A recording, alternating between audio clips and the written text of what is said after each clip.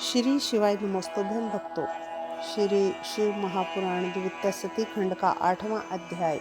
शीर्षक है ब्रह्मा जी का कामदेव को वर देना।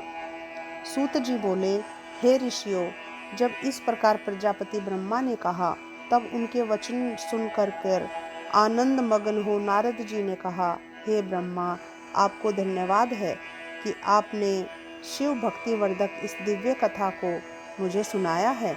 अब आप मुझे यह बतलाइए कि इसके आगे संध्या ने और क्या तप किया है।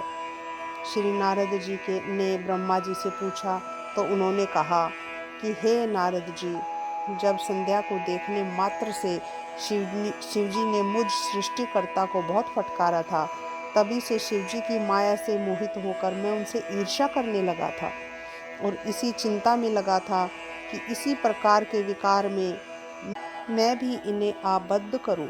मैं दक्ष आदि अपने पुत्रों के साथ गया और उनसे बोला कि मेरे दक्ष और मारीची आदि पुत्रों, तुमको ज्ञात है कि स्त्री को देखने मात्र से शिवजी ने मुझे बहुत धिक्कारा था, जिसके दुख से मैं आज भी बहुत दुखी हूँ। अतः जैसे भी हो, जब महादेव जी स्त्री ग्रहण कर लेंगे तभी मुझे शांति आएगी।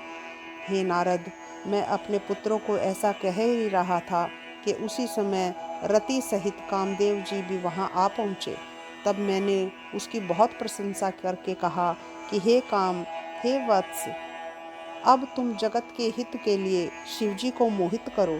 हे नारद, तब मदन ने मुझसे कहा कि मैं अपना वचन पालन कर शिवजी को मोहित तो अवश्य कर दूंगा, किंतु स्त्री का निर्माण तो आप ही करेंगे। तब काम के ऐसा कहने पर मैं और प्रजापति दक्ष इस चिंता में पड़ गए कि किसके द्वारा उन्हें मोहित करूं। फिर तो चिंताग्रस्त मेरी और उसकी श्वासों से जो सुरभित वायु निकली, उसने पुष्प समूहों से भूषित वसंत उत्पन्न कर दिया, जिसकी पुष्पित कमल कांति, पुष्पित ताम्र रस से नेत्र, संध्या के उदित चंद्रखंड सा मुख और सुंदर नासिका थी।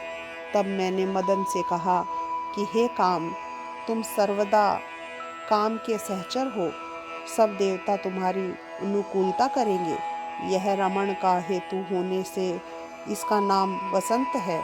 तुम अपने इन वसंत आदि सहचरों सहित रति को साथ लेकर के शिवजी को मोहित करने का उद्योग करो। फिर सपत्नीक काम ने प्रसन्न हो मेरे चरणों को प्रणाम किया और महादेव जी के स्थान को चले गए। इस प्रकार श्री शिव महापुराण द्वितीय सती खंड का 8वां अध्याय समाप्त होता है। श्री शिवाय नमोस्तुभ्यं भक्तों।